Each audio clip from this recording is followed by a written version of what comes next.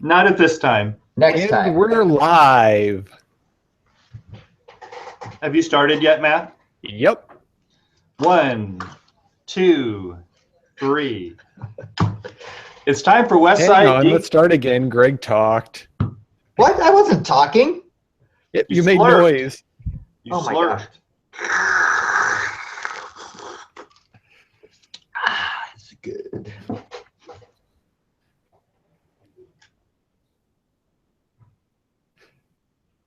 We're all going to do the mannequin challenge, even though I don't even really know what that is.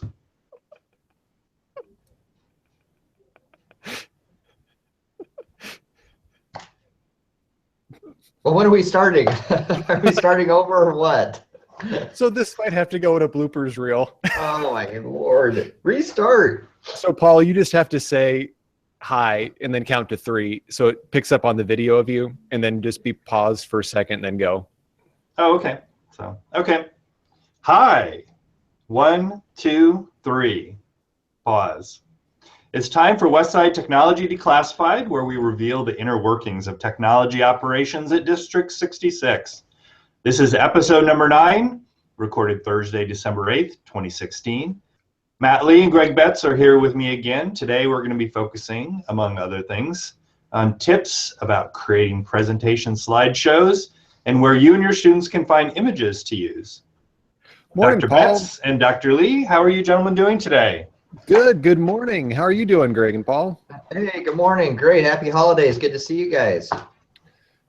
Yeah, so I'm excited for the show today. I think we got some good stuff here, and I think it'll be things that people can actually start implementing tomorrow. There's no need to wait around. Hey, now we're talking. That's always really useful when you can get something and use it right away. So it's going to be a great show today. Yeah, do we have any announcements off the bat we need to get through? My only announcements would be the professional learning in January, our professional learning morning. Our schedule is going to be coming out soon with that, and people will have a chance to preview the sessions and sign up then the first week back in January. So really excited about our opportunity to learn. And if I'm correct, is that the one where it works kind of like a conference where they can view all the sessions and then pick a couple that interest them the most and they go to those? Yeah, they'll have 2 opportunities to choose from sessions that meet their needs, and we have some outside people coming in from Region 3 out of Kearney, Children's Hospital. Our ESU 3 is bringing in some great learning opportunities for us, and not only that, but we have our own in-house experts, which will be presenting some really great options for teachers. Excellent. Okay, so our first segment today, or both of our major segments today, are actually being included in our podcast as a result of an email that a Westside staff member sent Matt and I, where he had asked some questions about kind of relating to presentations. So the 2 main segments, first of all, is about, what do you put on a slide, or what do you help your students do when they're making slide presentations like on Google Slides or PowerPoint or Keynote, and also where do they get images to put on their presentations. So our main topics today are actually as a result of a staff member writing into us. So we think that's kind of cool. Very cool. So Paul and Greg, I think you guys had some tips and tricks about that first part about what goes on a slide and what should not go on a slide. You want to maybe get us started with a couple quick hitters? Yes. First of all, I mean, when you make a presentation, I think comes down, a lot of it, of bad presentations versus good presentations, is really less is more when you're talking about creating a slide. We've seen a lot of presentations from kids and actual staff members where there's just too much text is put on a single slide. Have you seen slides like that, Greg? I've seen slides like that, and I've created slides like that too. So Yes. very familiar with those, because it's very easy to do, to just put all of your text up there and try to use it as a handout and as your presentation, when really they are 2 separate things. So I think that's, if I can jump in here, I think that's a really key point that you just made about the difference between handouts and presentations. You know, if you have a lot of really dense information, maybe a handout, something that they can take away with them would be much better than trying to go through and push it up on a screen that's 30 feet away. Because I think we've all been there, right? Where it's like 15 bullet points, and by the time you get down there, you're just checked out. Or it's a wall of text that's on there, you know, full paragraphs of text that there's no way you can read it if you're sitting in the back of the room, and there's nothing that really draws your eye into it. So yeah, I think we can all agree that that might not be the most effective way of communicating. What are some alternatives that people could do? Well, I think that putting on a slide a key graphic that kind of visually represents the idea that you want to express on that one slide. That's why we're going to have Matt show us some image resources later. But the mind just can't handle so much text all at once. Our brains just can't handle that as much. So one image that we can relate to with maybe 1 or 2 words in a font that's big enough that can really communicate what you're trying to get on that slide, I think is something to really focus on. Less is really more. You know, a graphical focus is just easier for an audience to grab onto the concept that you're trying to communicate. And I would say you don't need to eliminate text completely. You know, sometimes when people start, you know, talking about this idea of using more visuals, they try to eliminate all text. And I think that can be just as hard for people to do than having too much text. I think it's finding those key ideas, those key points, and then having those on there. But the main point is the visual, and then the text serves to really kind of push forward the specifics of what you're going for. So yeah, like you said, maybe just a descriptive title, maybe 1 or 2 bullet points if you needed to have bullet points, maybe some statistics if you're sharing. But yeah, what's the saying? A picture is worth 1,000 words. Yeah. I think that's probably true with presentations as well.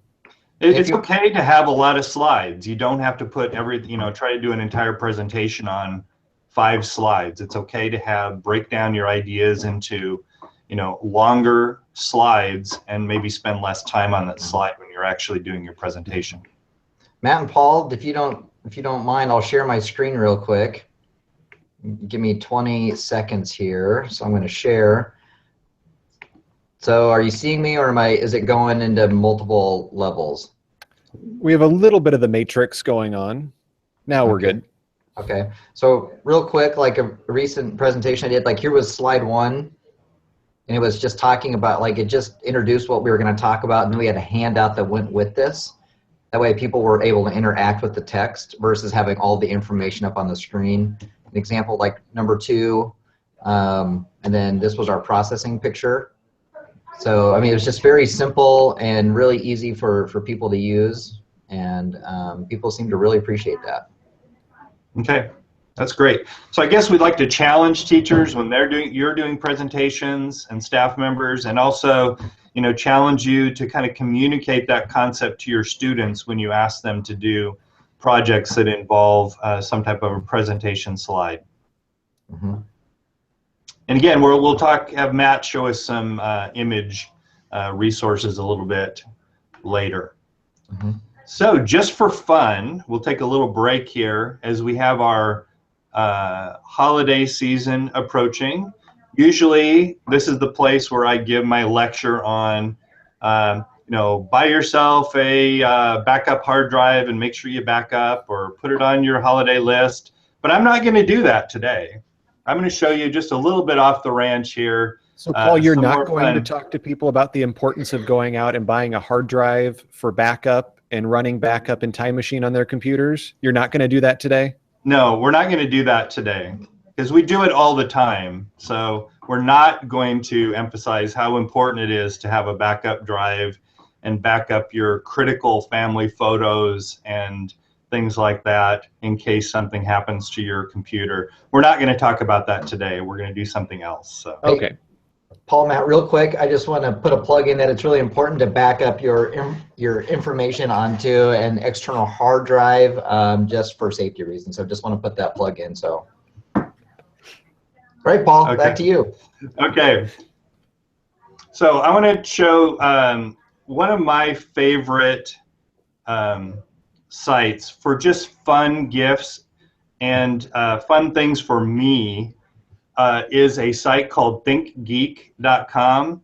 And this is really no educational value at all. This is just pure fun. And as you're looking at gifts for people that might have interest in science fiction and just fun stuff, ThinkGeek just has tons and tons of stuff, but you have to buy early because as we approach the season of giving, things are just selling out really fast. In fact, there were some things I was looking at this weekend that have already sold out. But like here, for $15, you know, your Star Wars fans, here is a set of Death Star measuring cups that all nest together and that can be used for, you know, your baking projects. So very cool, compact. You know, that's a good stocking stuffer for somebody that's big on Star Trek. And here's one that I thought was really neat that from between this weekend, just a couple days ago, has now sold out. But here is a charger that you can plug into your accessory on your car, your accessory port, and you can use it to charge your USB devices. But it looks like a Back to the Future flux capacitor. And I mean, how cool is that to be able to have your car look like you're ready to, you know, travel in time should you ever, do we encourage it, but travel 88 miles per hour. I was going to say, does something happen when you hit 88 miles per hour with it? Yeah, I don't think so. We just don't recommend it. But it is really fun, and it also allows you to charge your devices. So, but unfortunately, in the last day or so, it has gone out of stock. I think it's because I tweeted about it that it was really cool. I think all of my people that follow me on Twitter probably just went out and bought it right away. So. But anyway. If I remember right, I think we were going to get those as holiday gifts for staff, weren't we? Flux capacitors for everyone. But unfortunately, they are sold out. Oh, man. There goes our plan. There are actually wall versions of it that you can plug into your outlet in your house, but I mean, it just doesn't make sense to have a flux capacitor in your house. So sorry. All right. Well, the next thing here we're going to talk about is we mentioned at the beginning here a lot of stuff about using images on your presentations and in the products that you create. I do want to take a moment, and although we didn't lecture people about backing up and buying a hard drive for backing up, we do need to kind of get serious for a minute and talk about images in your presentations. There's kind of a misconception out there that because we're in education and because we're doing things with kids and we're not in a business and we're not selling anything, that you might not have to be as concerned about copyright as maybe some other people. And I hate to say it, but we do. Just because we're in education doesn't mean we can ignore copyright and go and steal images from the internet. So what we don't want people to do is just go out and search for an image and steal it and use it. And we don't want kids to do that either. So if we're asking you to use images and we don't want you to just take them, where do you go to get quality images that you can use in your presentations and in your materials that you produce for class? Fortunately, there are several resources out there that you can use. And so let's take a look here. The first is a website I came across called Pix4Learning. And this is great, especially for maybe if you're in the primary grades and you want a quick and easy way to send kids links for a resource that they're doing for a project. Maybe they're researching animals and they need to go in and they need to find pictures of, say, ducks. So I can come in here, I can locate pictures of ducks. And these are all pictures of ducks that have been uploaded by people who say, hey, this is free to use and free to share with others. And so kids can go in here and get access to those different pictures. So say I want a male rowan duck. What was that, Greg? I said that is quacktastic. It is pretty quacktastic. Mm-hmm.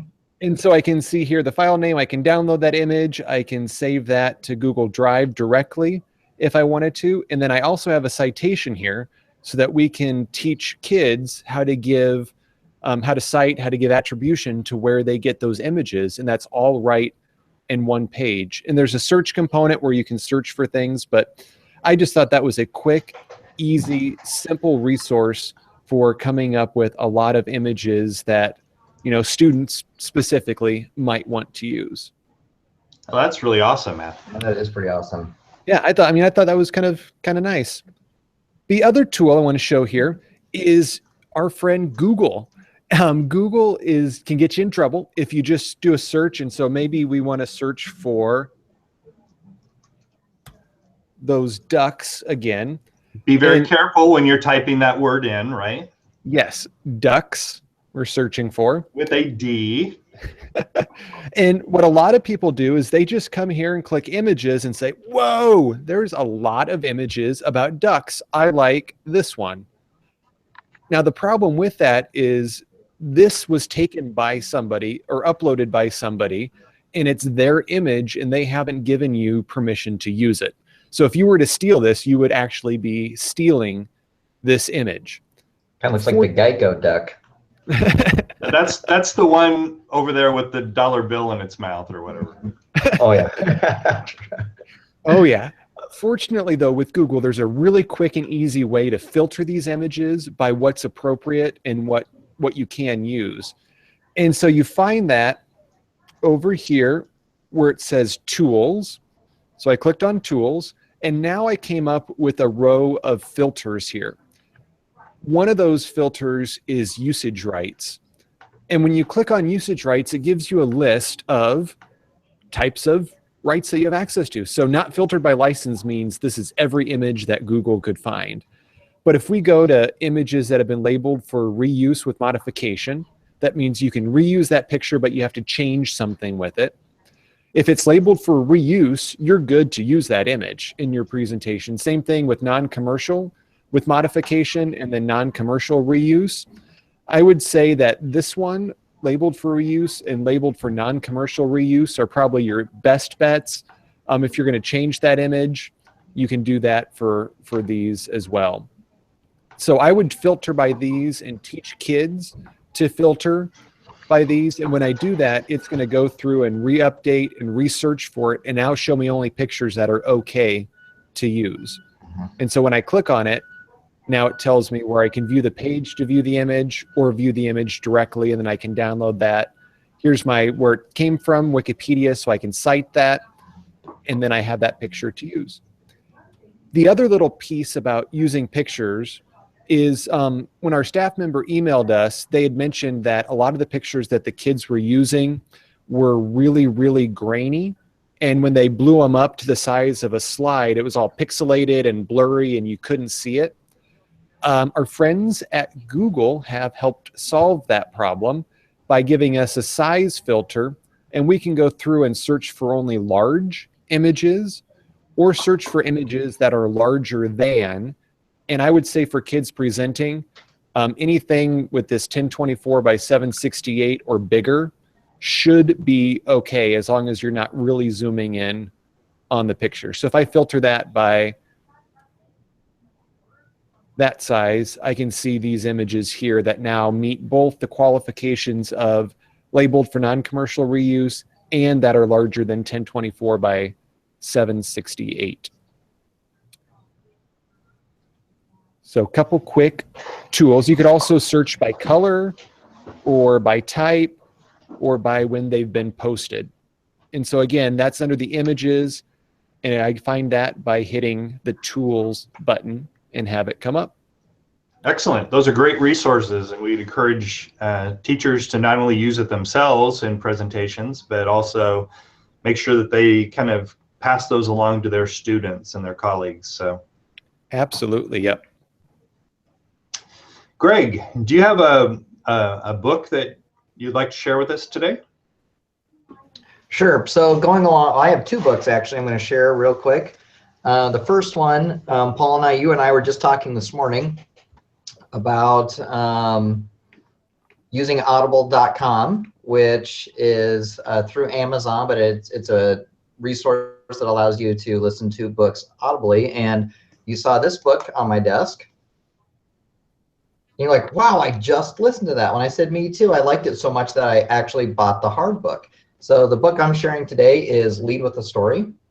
And so the technology connection is that I listened to it on audible.com. And Paul, I thought you'd like the author's first name there. Is yes. Yeah, Paul, that's a good one. So Lead with a Story, that really fits today with what we're talking about on making presentations and how do you tell your story with a presentation. So I would highly, highly, highly recommend this book, Lead with a Story by Paul Smith.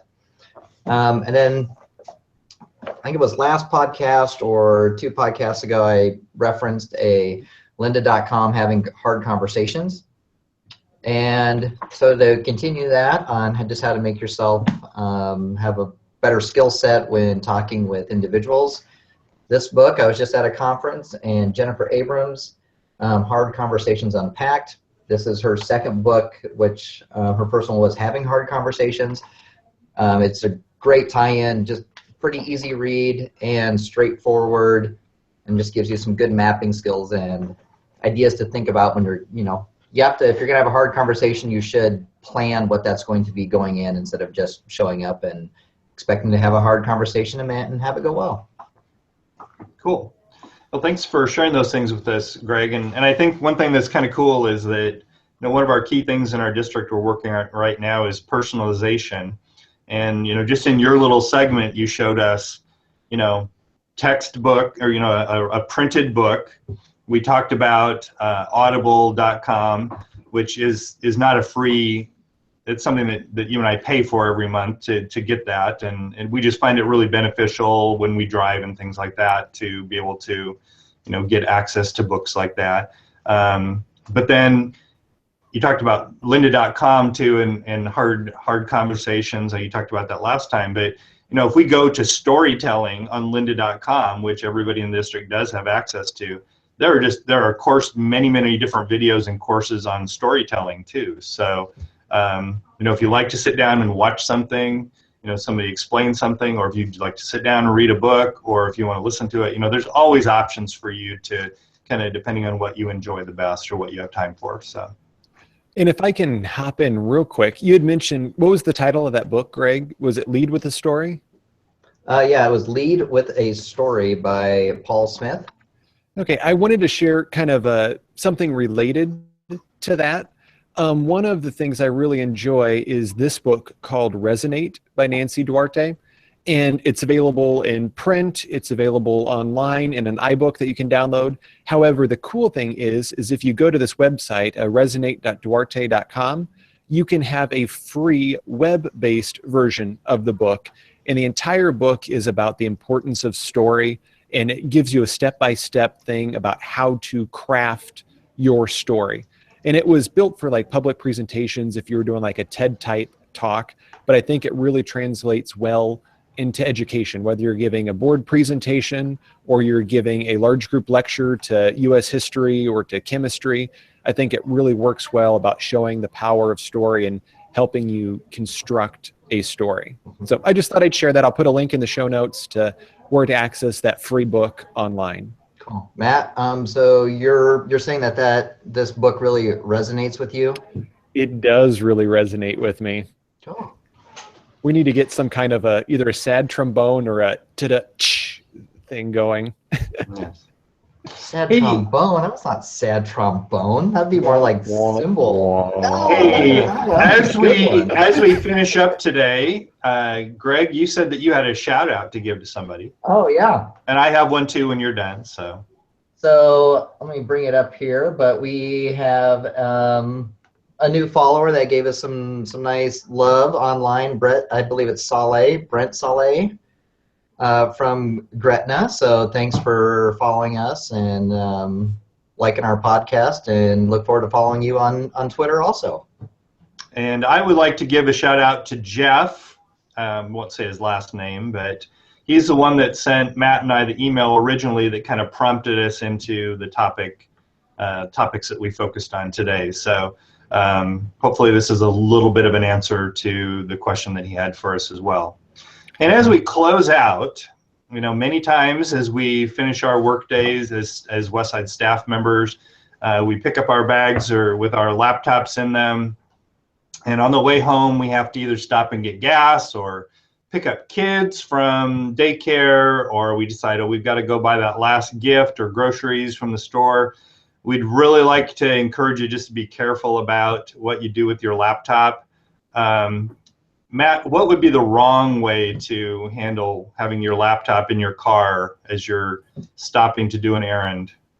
So I would say the wrong way, and correct me if I'm wrong, but the wrong way would be to leave that laptop sitting out on the front seat of the car when it's really cold out, and then attach a note to it that say, my car doors are unlocked and my laptop is sitting here.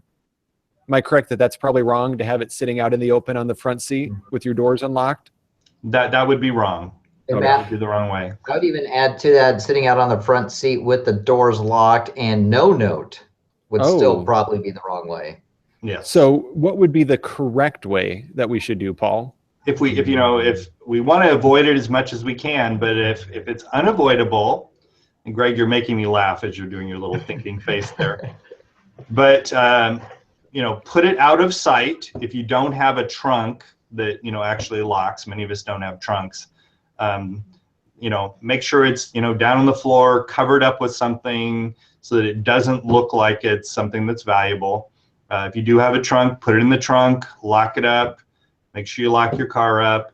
And again, just don't leave it there for a long period of time. So if you try to make other plans, if you're going to do an extended shopping trip or an extended stop somewhere, just, take your laptop in with you. I know it's, kind of inconvenient, but keep it with you and keep it safe. And correct me if I'm wrong, but the cold and laptop screens don't do well together, right?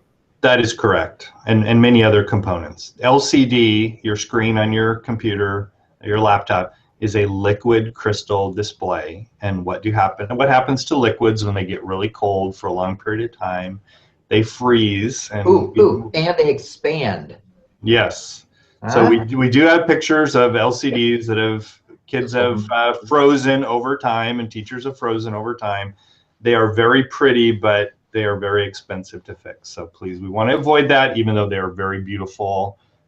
All the fracturing that goes on the LCD, just not good and very expensive to repair. So. And I have walked out with a teacher before who left their laptop on their front seat, and their glass has been broken in and their laptop is gone. So it's not only inconvenient that you lost your laptop, and hopefully you backed up, maybe you didn't, and then you now have the expense of trying to fix your car window too. So just all around, just not. Yeah. And who knows, if you have accounts up on your laptop where you have credit card numbers, if you have tax returns with your social security number and other information, it can just be a really awful day.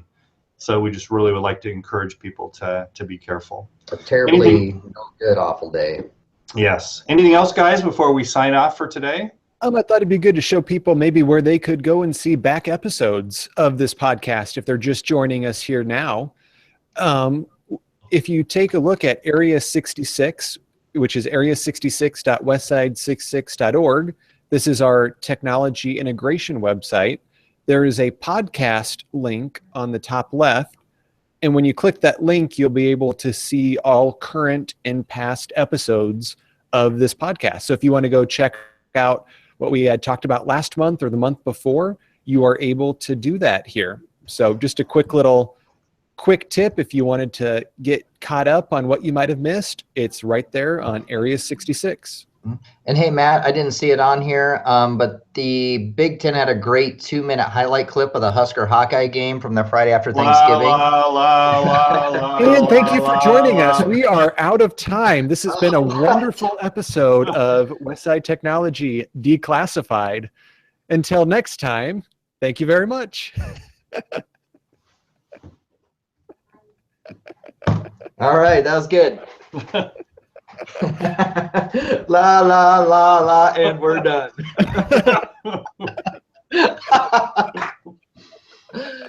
I think that's a good way to end it.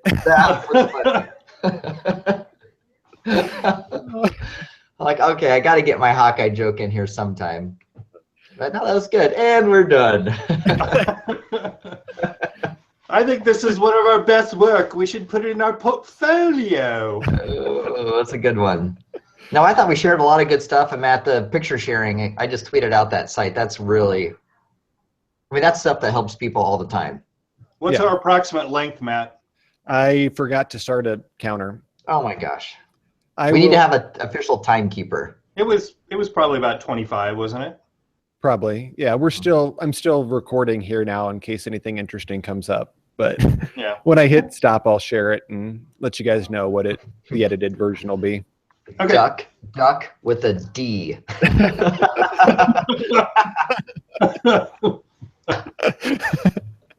Duck with a D. Maybe that's the title of the podcast. Duck with a D. Yes. Be careful what you search for. Is that okay if I call it this episode Duck with a D? You know Yes. what? Maybe that's a theme that we do is tie something to previous podcasts. So people who are watching, so it's kind of like ongoing. Yeah. Yes. A Like, just like- cliffhanger. Yeah, or like a quick, like, hey, last time we talked about that. If you want to see that again, Mhm. Go reference check out that. the old one. Yep. One of my favorite stories from probably the first year of the one-to-one program with the high school was the kid where they got called in for inappropriate stuff on his laptop, and he said that he was not purposefully searching for porn. He was actually typing in the word corn and mistyped it and got porn by mistake. So he was actually doing a search for corn. So Sounds like an interesting article. Porn by mistake and duck with a D. How to search appropriately. it Hey. even rhymes. Paul, you do have a little article you can get to me for Tuesday. Yeah. You could call it that.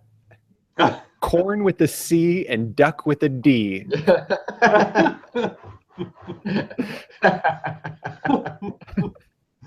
I'll have to keep that in mind. I love it. Or Hey. maybe that's a news and notes article, Greg. That is a catchy title. Hey, question for you two, totally unrelated. Is Okay. this something I need to stop the recording on? No, not really. Okay. No. Okay. Long ago in a galaxy far, far away, I wrote a document on proposing a West Side intellectual property consortium. Are you aware of that, Greg? You ever heard of that? It sounds vaguely, not vague, it sounds But familiar. the concept is, everything that we do is owned by the district. Right. And so, people can't profit from it. Nobody can profit from it because nobody does. So what I proposed is we actually create a subsidiary of the foundation to, work on how could we have people, finish up products, make them available, and then so the district gets a cut and the staff members get a cut. I wrote this document. We actually got a legal opinion from the outside legal counsel, and I was looking at those documents, and the first one is in 2014 in May. The second one was in 2015 in May. We still haven't done anything. So I've actually created a Google Drive, Team Drive, where I put those documents, and I'm going to start a working document of next steps. And I wonder if you guys would be interested in participating. I would. Sounds good. Okay. So I like your use of Team Drive too. yes. Team Drive. Except Team- I didn't get to share my keyboard case. Oh, that's because we cut the Hawkeye thing off. You can film it yourself and then just paste it in. No, I'll add it. We'll do it next time. That'll be Hey, your a next- question for you. I was making a big deal the other day about the red create button and the new blue new button. Yeah.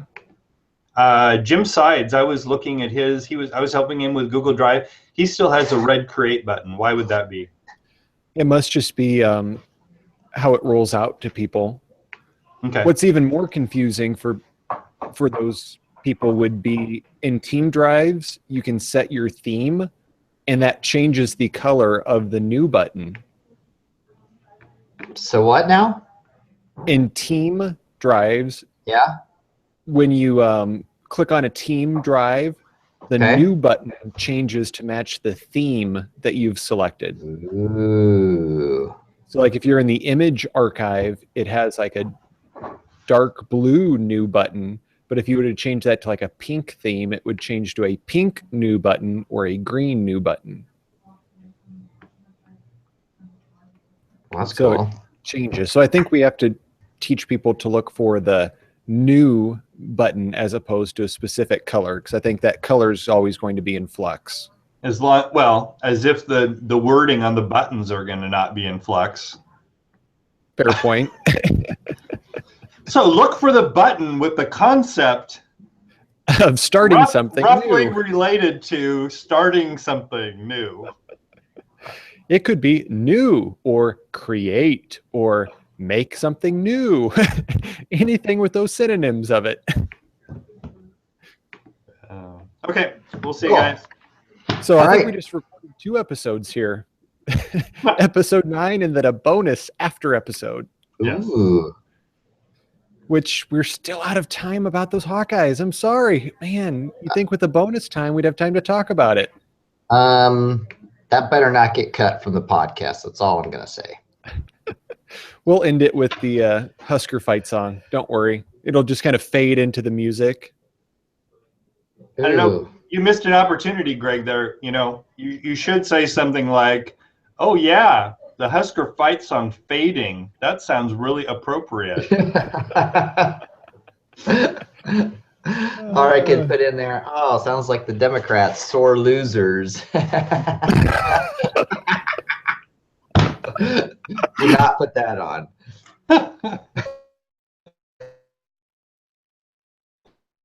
And I'm signing off. See ya.